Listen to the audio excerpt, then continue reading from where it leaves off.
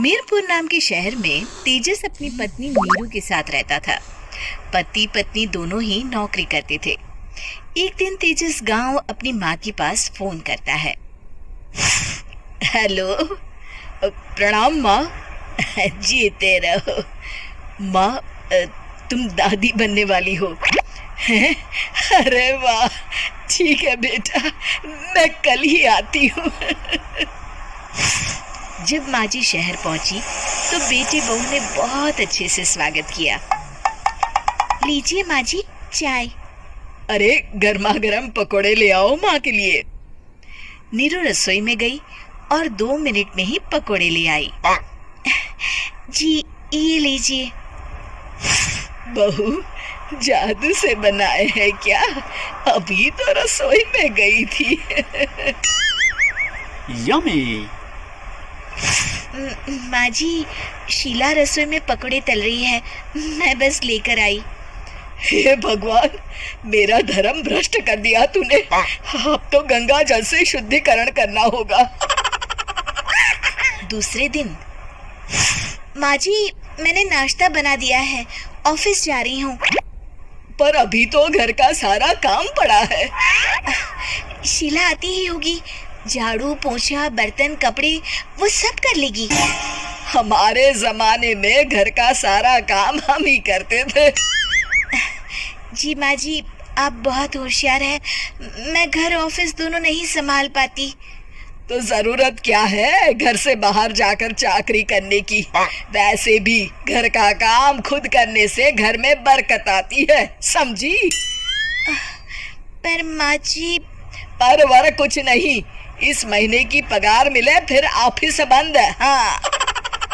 रात को नीरू तेजस से कहती है, सुनिए जी, माँ जी बोल रही थी कि मैं नौकरी छोड़ दूं। वैसे ठीक ही तो है, अभी तुम्हें आराम की जरूरत है। फिर भी आराम कहाँ, शीला को छुड़ाने के लिए बोल रही थी। तो अब 24 घंटे में इतना काम तो कर ही सकती हो। पर जॉब पसंद है मुझे, घर पर मन नहीं लगेगा। अगले दिन जब दोनों ऑफिस के लिए निकल रहे थे, मेरी तो कोई कीमत ही नहीं है इस घर में। माँ जी, आजकल महंगाई बहुत है, रहन सहन भी बदल गया है, दोनों नौकरी करते हैं तभी ठीक रहता है। अच्छा, तू कहना क्या चाहती है? मेरा बेटा तुझे बिठा के खिला नहीं सकता? तू ही इस घर का खर्च चला रही है, हैं? नहीं माँ जी, मेरा वो मतलब नहीं था। मतलब खूब समझती हूँ, ये बाल धूप में सफेद नहीं किए मैंने। हाँ। अब तो ये रोज का काम हो गया था। तेजस भी रोज की झिकझिक से परेशान हो गया था। एक दिन उसने कहा, नीरू, वैसे भी तुम्हें मैटरनिटी लीव मिलने वाली है, तो अभी से ही छुट्टी ले लो। पर क्या, मेरी सैलरी अच्छी खासी है। आखिर नीरू ने रिजाइन कर दिया। जब बच्चा हुआ तो घर में सब बहुत खुश हुए। कुछ दिनों बाद तेजस फाइल देख रहा था। क्या हुआ तेजस, कुछ परेशान लग रहे हो? हाँ, वो हमारी जितनी सेविंग्स थी वो तो हॉस्पिटल में और छठी के फंक्शन में खत्म हो गई है नीरू। और अभी वैसे मंदी चल रही है तो मैं बोल रही थी कल मुन्ना को हेपेटाइटिस का टीका लगवाना है। नीरू, क्या पोस्टपोन नहीं कर सकते?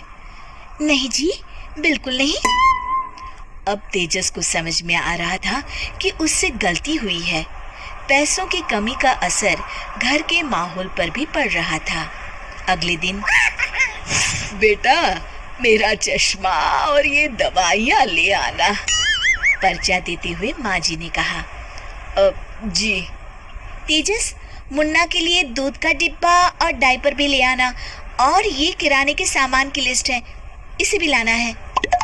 तेजस गुस्से में लिस्ट मरोड़कर फेंकता है और चिल्लाता है, पैसे क्या पेड़ पर उगते हैं? ये ले आना, वो ले आना। अरे पर ये जरूरत का सामान ही है। वो गुस्से में बिना कुछ कहे ऑफिस चला गया। अरे लंच तो ले जाइए। नीरू दौड़कर डिब्बा पकड़ाती है एक दिन खाना खाने के बाद, नीरू, अब तो मुन्ना कुछ बड़ा हो गया, तो अब तुम वापस ज्वाइन कर लो ना जॉब। पर इस रिसेशन में जॉब मिलना बहुत मुश्किल है। ट्राई तो करो।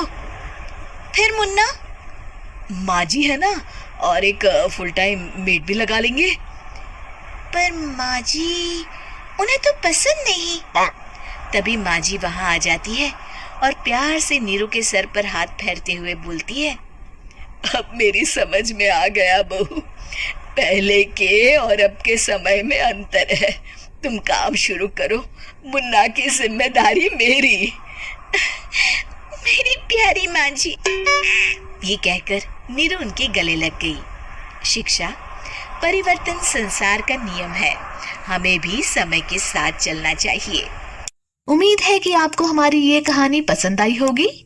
कृपया हमारे चैनल को सब्सक्राइब करें और सभी अपडेट्स के लिए बेल आइकन जरूर क्लिक करें। और हाँ, वीडियो लाइक और शेयर करना मत भूलिएगा। Bye bye.